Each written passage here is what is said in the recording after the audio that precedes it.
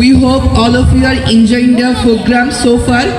As we near the conclusion of our program, our chief guest Hafiz Maulana Habibullah Muhammad Iqbal Hafizahullah, founder and chairman Tanzimul Ummah Foundation Bangladesh, will give his valuable speech for us. I request Ustaz to come forward. Assalamu alaikum. أيها الحفل الكريم، نهاية البرنامج ونهاية الحفلة. الآن يلقي علينا كلمة مهمة الشيخ الفاضل الحافظ مولانا محمد حبيب الله محمد إقبال حفظه الله، المؤسس تنظيم الأمة بنغلاديش. শুকরান, জাযাকুমুল্লাহ খায়রা। যারা ছাত্রছাত্রী দেখলাম কিছু ভিতরে আছে, ভিতরে রয়েছে কিনা কেউ? এই তোমরা এই পাশে আসো না, ছাত্রী এই পাশে আসো। তোমাদের একটা পরীক্ষা নিতে হবে, কারণ আমি এতক্ষণ তোমাদের তো অনেক কিছু শুনলাম। হ্যাঁ বসো। হ্যাঁ, আবার এই পাশে দেখলাম, এই ছাত্র এদিকে বসো। আর ওই যে ওই পাশে পিছনে আছে ছাত্র না? দেখি তোমাদের কিছু প্রশ্ন করবো আমি, কে উত্তর দিতে পারে তাদের জন্য পুরস্কার। ঠিক আছে? এটা তো টঙ্গী এলাকায় নাকি? হ্যাঁ, বাংলাদেশে এমন একজন ছাত্র ছিল যে এই টঙ্গীতেই বাড়ি, তার বিশ্ব প্রতিযোগিতায় সে ফার্স্ট হয়েছিল। এই বাংলাদেশের মধ্যে প্রথম সে যে বিশ্ব হিপস প্রতিযোগিতায় ফার্স্ট হয়েছে। তার নাম কে বলতে পারে দেখি? এই এলাকায় তার বাসা। দেখি, একজনে বলতে পারতেছে না, কি ব্যাপার? যাকে দেখে তো বইলা দিলে হইল না। হ্যাঁ, আচ্ছা, এখানে হিপস পড়ো কে? হিপস বর্তমানে তারা দাঁড়াও। হিপসের ছাত্র আছে একজন, দাঁড়াও, যার যার জায়গায় দাঁড়াও। হ্যাঁ, একজন, দুজন, তিনজন, চারজন। আর হিপসের ছাত্র সাহেব কে? হিপসের টিচার কে আছে? আপনি? তোমার কয় পারা হয়েছে? হ্যাঁ, 29 পারা হিপস করছো না? 29 পারা পড়তেছো, তার মানে 2 পারা। তোমার কয় পারা হলো হিপস? 2 পারা না 1.5 পারা না 1 পারা? হ্যাঁ, তোমার 10 পারা। গুড। তোমার এই যাবো, তোমার কয় পারা? তোমার 4 পারা, 4 নম্বর। এই না, আচ্ছা, এই কজনই? হ্যাঁ, কয় পারা হয়েছে? তোমার কয় পারা? তুমি তাহলে বসো। তুমি কয় পৃষ্ঠা করে সবক দাও? এইদিকে দেখাবা। এই কয়জনই হিপ যারা পড়ো, কয় পৃষ্ঠা করে সবক দাও প্রত্যেক দিন? হ্যাঁ, তুমি বুঝতে পারতেছ না? তুমি তুমি তুমি 1 পৃষ্ঠা। তাহলে এই কয়জনেরা? তুমিও 5 জন না? না না, বুঝছি, 5 জনই হিপস পড়ে। তো আপনি হিপসের টিচার না? যেদিন তারা 2 পৃষ্ঠা সবক দিতে পারবে, এই যে আপনার 5 জনের জন্য আমি 5টা পুরস্কার দিয়ে গেলাম। ঠিক আছে, আসেন, আপনি আসেন। যেদিন 2 পৃষ্ঠা করে সবক দিবে, প্রত্যেকের জন্য পুরস্কার দিবেন। ঠিক আছে? 6 জন। হ্যাঁ, ঠিক আছে। বসো। ঠিক আছে, বসো। তারপরে এখানে যারা পড়ো, দেখি আল কুরআনুল কারিমে মোট কতগুলা সূরা আছে? কে বলতে পারো? হাত তোলো দেখি। সবাই তো গুড, খুব সুন্দর। আল কোরআনের প্রথম কোন 5 আয়াত অবতীর্ণ হয়? সূরা আলাকের প্রথম 5 আয়াত। তাহলে তোমরা তো সবাই জানো দেখতেছি। আজকে যেহেতু তোমরা সবক নিলে, তো তোমরা সুন্দর করে পড়বে। যেহেতু আমাদের উস্তাদ, আমি আলোচনা করতে, কারণ এত আলোচনা হয়েছে যে এত আলোচনা অনেকের মনে থাকবে না। আলহামদুলিল্লাহ, ওয়াসসালাতু ওয়াসসালামু আলা রাসূলিল্লাহ, আম্মা বাদ। আল্লাহ তাআলার শুকরিয়া যে এরকম একটা কোরআনের মাজলিসে আল্লাহ তাআলা আমাকে আসার তৌফিক দান করেছেন। আল্লাহ তাআলার শুকরিয়া আদায় করি। এবং দীর্ঘক্ষণ যাবত আমরা উপভোগ করলাম, আগের থেকেও শুরু হয়েছে। যারা ছাত্রছাত্রী আছে এদিকে আমার দিকে তাকাবা। এই যে একজন ছাত্রী বাইরে গেল, হ্যাঁ দাঁড়াও। তোমরা যেহেতু আজকে আল্লাহর কালামের সবক নিয়েছো, তোমাদের উদ্দেশ্য আমার তিনটি কথা। কয়টি কথা বলো? তিনটি কথা। কত? তিনটি। হ্যাঁ, এই কয়টি কথা বলো দেখি? তিনটি। এক নাম্বার হচ্ছে, তোমরা যেহেতু আল্লাহর কালাম পড়বে, আল্লাহর কালাম পড়ার সময় অত্যন্ত মনোযোগ সহকারে পড়বে। পারবে না ইনশাল্লাহ? কোনো দুষ্টামি করা যাবে? আল্লাহর কালাম পড়ার সময় দুষ্টামি করা যাবে? যারা কায়দা পড়ো, আমপারা পড়ো বা নাজেরা পড়বে, আল্লাহর কালাম পড়ার সময় মনোযোগ সহকারে পড়বে ইনশাআল্লাহ। বলো। এই যে তোমার আব্বু আম্মুরা এখানে বসে রয়েছেন, তারা তোমাদের জন্য অনেক কষ্ট করেন না? কষ্ট করেন? দাও, কি নাম তোমার? হ্যাঁ, তোমার আব্বু আম্মু কষ্ট করেন না অনেক? হ্যাঁ, সে আব্বু আম্মুকে কি কষ্ট দেওয়া যাবে? আচ্ছা, ছাত্রছাত্রীরা কারা কারা আছে যে আব্বু আম্মুকে কষ্ট দিবে? তারা একটু হাত তুলো দেখি। আচ্ছা, আব্বু আম্মুকে কষ্ট দিবে না কারা কারা? তারা হাত তুলো দেখি ইনশাল্লাহ। এই তো খুব সুন্দর। আচ্ছা, হাত নামা। এই যে দ্বিতীয় কথা শেষ, আব্বু আম্মুকে কষ্ট দেওয়া যাবে? আব্বু আম্মুর কথার বাইরে চলা যাবে? হ্যাঁ, গুড। আর তোমাদের যারা ওস্তাদ রয়েছেন, যারা শিক্ষক রয়েছেন, শিক্ষিকা রয়েছেন, তাদের কথা মতো চলতে হবে। কাদের কথা মতো চলতে হবে তুমি বলো দেখি আম্মুজান? যারা শিক্ষক শিক্ষিকা ওস্তাদ রয়েছেন তাদের কথা শুনতে হবে। পারবে না তোমরা ইনশাল্লাহ? আচ্ছা, গুড। খুবই সুন্দর। এই আলোর দিশার ইন্টারন্যাশনাল মাদ্রাসা আমি আশা করি এগিয়ে যাবে ইনশাআল্লাহ। যারা মায়েরা, বাবারা, অভিভাবক যারা উপস্থিত রয়েছেন, আসলে এটা বিরাট একটা সৌভাগ্যের ব্যাপার যে আল্লাহর কালামের সাথে সম্পৃক্ত হওয়া। এটা আল্লাহ তাআলা কোরআনের মধ্যে বলছেন, কুল বিফাদলিল্লাহি ওয়া বিরহমাতিহি ফাবিযালিকা ফালইফরাহু হুয়া খায়রুম মিম্মা ইয়াজমাউন। আমাদের এখানে উস্তাদুল আসাতিজা, আমার অত্যন্ত শ্রদ্ধেয় বড় ভাই,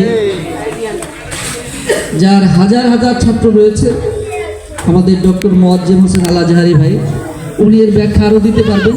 আল্লাহ তাআলা এখানে বলছেন, হে নবী আপনি বলে দেন আল্লাহর অনুগ্রহ। তো এর ব্যাখ্যায় আসছে আল্লাহর অনুগ্রহ কি? আল্লাহ তাআলা বলছেন আর রহমান আল্লামাল কুরআন। আল্লাহর অনুগ্রহ যে তিনি আমাদের উপর কোরআন অবতীর্ণ করেছেন। আলহামদুলিল্লাহ। আল্লাহ তাআলা যদি কোরআন না দিতেন তাহলে আমরা কিছু করতে পারতাম না, তাই না? তো এমন একটা কালাম আল্লাহ দিলেন যেটি নবী সাল্লাল্লাহু আলাইহি ওয়াসাল্লাম বলছেন, মান কারাআ হারফাম মিন কিতাবিল্লাহি ফালাহু বিহি হাসানা। যে এর থেকে একটা হরফ পড়বে আল্লাহ তাআলা তার জন্য 10টি সওয়াব লিখে দেবেন। সুবহানাল্লাহ। তাহলে এত বরকতময় ফজিলতপূর্ণ কিতাব আমাদেরকে দিয়েছে, অনুগ্রহ করেছেন, এটা আল্লাহর তরফ থেকে। লেজার মারতেছে और थाप করতে हो যায়। হ্যাঁ, বিফাদলিল্লাহি ওয়া বিরহমাতিহি। আর রহমতটা কি? রহমতটা হলো যে আল্লাহর কোরআনের সাথে সম্পৃক্ত হওয়ার তৌফিক পাওয়া। কালাম আজকে তারা অনেকেই কোরআন তেলাওয়াত করছে, খুব চমৎকার উপস্থাপনা তাদের সুন্দর হয়েছে। এটা আল্লাহ তাআলার বিশেষ অনুগ্রহ। আল্লাহ তাআলা বলেন হাত্তা ইয়াসমা কালাম আল্লাহ, আল্লাহর কালাম। দেখেন এই যে আল্লাহর কালাম, এর চেয়ে সম্মানের, এর চেয়ে মানে আবেগের, এর চেয়ে মর্যাদার আর কোনো কালাম আছে? বলেন বলেন, আছে? একজন ইমানদার সেই কালাম আমার সন্তানের মুখ থেকে আল্লাহ তাআলা বের করছেন, এটা বিরাট এক অনুগ্রহ, বিরাট এক তৌফিক। আমরা সবাই বলি আলহামদুলিল্লাহ। আলহামদুলিল্লাহ। আনন্দিত হব মায়েরা, বাবারা। তৃতীয় যেটি বলবো, দেখেন যেহেতু আমার তো এই ছাত্রছাত্রীদেরকে নিয়ে কাজ, আপনারা জানেন তানজিমা এখন প্রায় মানে 1 লক্ষ লোকের পরিবারের এই তানজিমা, তো সেখানে প্রতিদিনই কাজ করতে হয়। এই বছর আমাদের এখান থেকে প্রায় 13,000 স্টুডেন্ট যারা সবক নিয়েছে, 13,000 স্টুডেন্ট। বর্তমানে 30,000-এর মতো স্টুডেন্ট যারা হিফজ পড়তেছে। প্রত্যেক দিন আমাদের এই প্রোগ্রামগুলো করতে হয়। এই জন্য মায়েদের বাবাদেরকে যেটি বলবো, অনেক বাচ্চারা ভর্তি হয় কিন্তু তাদের সন্তানরা সেই জায়গায় যেতে পারে না। কারণটা কি? এটার কারণ কি? কারণ দেখেন, এই সময় বর্তমান সময় একটা বাচ্চা, এই যে আমাদের এই সম্মানিত বাড়ির মালিক, ওনার নাতি পড়ে, ওনার জিজ্ঞেস করলাম তানজিম ভাই ওনার নাতি পড়ে, উনি বললো যে না, তারা খুব ভালো পড়ছে, সন্তুষ্ট। এই সময় একটা বাচ্চাকে কোরআনের পথে রাখা, কোরআনের পথে দেওয়া এবং তারা এই জায়গায় টিকে থাকা, কাঙ্ক্ষিত জায়গায় পৌঁছানো, এটা আল্লাহ তাআলা যদি কবুল না করেন ভাই, এটা হবে না। মায়েরা বাবারা, এটা হবে না। এই জন্য দেখেন, আমাদের কিছুদিন আগে আমাকে নারায়ণগঞ্জ বাসে নিয়ে গেল। এই যে আব্বুরা, তোমরা একটু কথা বলো না। আমাকে নিয়ে যাওয়ার পরে বলল যে ওই একটা ছেলের হিফজের শেষ সবক শোনাবে, মানে হিফজ শেষ করেছে সে। তো এই ছেলেটাকে ক্লাস 5 পাস করা অবস্থায় ওই মাদ্রাসায় নিয়ে আসছে। তো আমাদের এখানে তো 5 পাস করার পর ভর্তি করানো হয় না, আর ছোট বাচ্চাদেরকে ভর্তি করানো হয়। প্রিন্সিপাল সাহেব ভর্তি করবে না, শিক্ষকরাও বলছে স্যার এর ভর্তি করা যাবে না। গার্ডিয়ান অনেক রিকোয়েস্ট করেছে, না স্যার যে ভর্তি করেন, আমার তো এই 3টা সন্তান, তার মধ্যে এই ছেলে, ছোট ছেলে, এরা আমি নিয়ত করছি হাফেজ বানাবো, কিন্তু দেরি হয়ে গেছে। রিকোয়েস্ট করে ভর্তি করেছে। যে ছেলেকে ভর্তি করাতে চায়নি প্রিন্সিপাল, শিক্ষকরা চায়নি যে সে হাফেজ হতে পারবে না, সে ছেলে মাত্র 1.5 বছর বয়সে, 1.5 বছরের মধ্যে সে হিফজ সম্পূর্ণ করেছে এবং সে আন্তর্জাতিক মানের হাফেজ হয়েছে। এটা কি করে সম্ভব হয়েছে?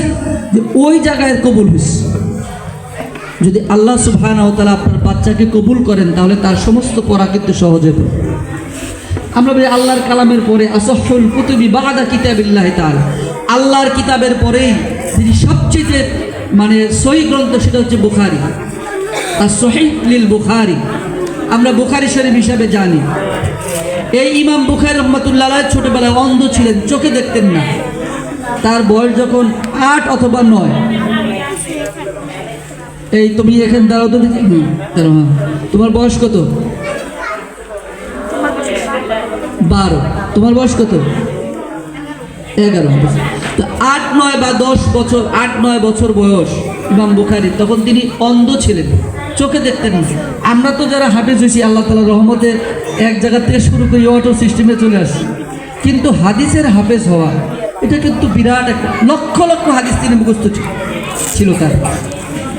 অন্ধ, মা কাঁদতে কাঁদতে অস্থির আল্লাহর কাছে যে আল্লাহ, এমন সন্তানরা যে বড় মুহাদ্দিস হবে, দ্বীনের খেদমত করবে, কিভাবে? সে অন্ধ, চোখে দেখে না। কাঁদতে কাঁদতে অস্থির হয়ে যেতেন। রাত্রিবেলায় তিনি কাঁদতে কাঁদতে ঘুমিয়ে গেছেন আল্লাহর কাছে, আল্লাহর কাছে কেঁদেছেন। ঘুমের মধ্যে স্বপ্নে দেখেন ইব্রাহিম আলাইহিস সালাম বলছেন, এই বলি তুমি উঠো, তুমি উঠো, তুমি যে আল্লাহর চোখের পানি ফেলেছিলে, দেখো আল্লাহ তাআলা সেটি কবুল করেছেন, তোমার সন্তানের চক্ষু আল্লাহ তাআলা ভালো করে দিয়েছে। মায়ের ঘুম ভেঙে গেল, সন্তান রুমে গিয়ে দেখেন সত্যি সত্যি ইমাম বুখারীর চক্ষু ভালো হয়ে গেছে। মায়েরা বাবারা, আমরা যদি আল্লাহর কাছ থেকে এটা চেয়ে নিতে পারি, এই তাওফিকটা যদি না চেয়ে নেই, তাহলে কিন্তু এই সন্তানগুলো কোনোভাবেই কাঙ্ক্ষিত জায়গায় পৌঁছতে পারবে না। আপনারা এই ইন্টারন্যাশনাল লেখেন, আমরা যাই লিখি না কেন, এটা একবারে আল্লাহর পক্ষ থেকে তাওফিক, এটা সম্ভব নয়। সর্বশেষ যারা অভিভাবক রয়েছেন, ভাইয়েরা বাবারা, তাদের কাছে যে আপিল রাখতে চাই, দেখেন এই কোরআন তেলাওয়াত খুব সুন্দর সব আমরা পাবো। এই যে বাচ্চারা এখানে আসছে, আপনারা সকালে দিয়ে যাচ্ছেন, বিকালে নিয়ে যাচ্ছেন, সব আমরা পাবো। কিন্তু নবী সাল্লাল্লাহু আলাইহি সাল্লাম তিনি কিয়ামতের দিন উম্মতের একটা গ্রুপের বিরুদ্ধে তিনি আল্লাহর কাছে অভিযোগ দায়ের করবেন। কি বলবেন? আল্লাহ তাআলাই বলছেন, ওয়াকালা রাসূলু ইয়া রাব্বি ইন্না কওমি ইত্তাখাযু হাযাল কুরআনা মাহজুরা। আল্লাহ রাসূল বলবেন, হে আল্লাহ, এই উম্মতের এই গ্রুপটাকে ছেড়ো না। কারণ কি? তারা কোরআনকে পরিত্যাজ্য হিসাবে গণ্য করেছে। কোরআনকে পরিত্যাজ্য অর্থ কি? সেটা হচ্ছে আপনি তেলাওয়াত করেন না, কোরআন পড়তে পারেন না, কোরআন আপনি বুঝেন না, কোরআনের আমল আমি করি না, কোরআনের বিধান প্রতিষ্ঠার কাজ আমি করি। একজন তেলাওয়াত করলো খুব সুন্দর, আমি শুনলাম সওয়াব পাবো। এর চেয়েও বড় ব্যাপার হচ্ছে আমি এই কোরআনের বিধান কতটুকু মানছি। এই বাংলাদেশ এত মানুষ আমরা সালাত আদায় করি, সিয়াম আদায় করি, সিয়াম পালন করি, কিন্তু কোরআনের কয়টা বিধান আছে বাংলাদেশে প্রতিষ্ঠিত বলে? অতএব মায়েরা, বাবারা, এই যে সন্তানদের জন্য আমরা এত কষ্ট করছি, এই সন্তান তো আমাকে ভুলে যাবে। আল্লাহ তাআলা কোরআনেই কোট করছেন, ইয়াউমা ইয়াফিরুল মারউ মিন আখি ওয়া উম্মিহি ওয়া আবি ওয়া সাহিবাতিহি ওয়া বানি লিকুল্লি ইমরিইম মিনহুম ইয়াউমাইদিন শাআনু ইউগনি। সেদিন ভাই ভাত থেকে পালাবে, সন্তান তার মা থেকে পালাবে। ভয়াবহ অবস্থা, মা তার সন্তান থেকে পালাবে, বাবা তার সন্তান থেকে পালাবে, পরিচয় দিতে চাইবে না। সেই কঠিন মুসিবতের দিনে আল্লাহ রাসূল বলছেন, ইকরাউল কোরআন, কোরআন পড়ো, কোরআনের সাথে সম্পৃক্ত থাকো। ওয়াল কুরআনু ইয়াশফাউ, কোরআন সুপারিশ করবে এবং কোরআনের সুপারিশ গ্রহণযোগ্য হবে। কোরআন সুপারিশ করে আমাদেরকে জান্নাতে নিয়ে যাবে। সুবহানাল্লাহ। আসুন আমরা যদি আমাদের সন্তানদেরকে এখানে পড়ানোর পাশাপাশি নিজেরা কোরআন পড়া শিখি। অনেক মায়েরা, বাবারা আমরা আছি যারা কোরআন পড়তে পারি না, তাদেরকে কোরআন শিখতে হবে, কোরআন বুঝতে হবে। সাথে সাথে আমাদের ব্যক্তি, পরিবার, সমাজ এবং রাষ্ট্রে এই কোরআনের বিধান প্রতিষ্ঠার জন্য আমাদেরকে প্রস্তুত থাকতে হবে, কাজ করতে হবে। তাহলেই কিন্তু আমাদের এই সন্তান এখানে পড়ানো সফল হবে, সার্থক হবে। আমি সকলকে ধন্যবাদ জানিয়ে এবং আমার মতো ক্ষুদ্র মানুষকে আপনারা এখানে দাওয়াত দিয়েছেন, এজন্য আমি আপনাদের কাছে কৃতজ্ঞ। যারা শিক্ষক শিক্ষিকা রয়েছেন, যেহেতু আজকে আমাদের সময় নেই, তাদের জন্য তাদেরকে বলবো যে প্রত্যেকটা বাচ্চাই তার অনেক বড় ভবিষ্যৎ রয়েছে, তাদেরকে অনেক বড় করে তুলতে হবে। যারা দায়িত্বশীল রয়েছেন তারা প্রত্যেকটা সন্তানের প্রতি সেই বিষয়ে আরও যত্নবান হবেন, আরও সতর্ক হবেন, আরও আন্তরিক হবেন, সেই আশাবাদ ব্যক্ত করে এবং যারা মেহমানবৃন্দ এখানে আছেন সকলকে মোবারকবাদ জানিয়ে আমি আমার কথা শেষ করছি। আসসালামু আলাইকুম ওয়া রাহমাতুল্লাহি ওয়া বারাকাতুহু।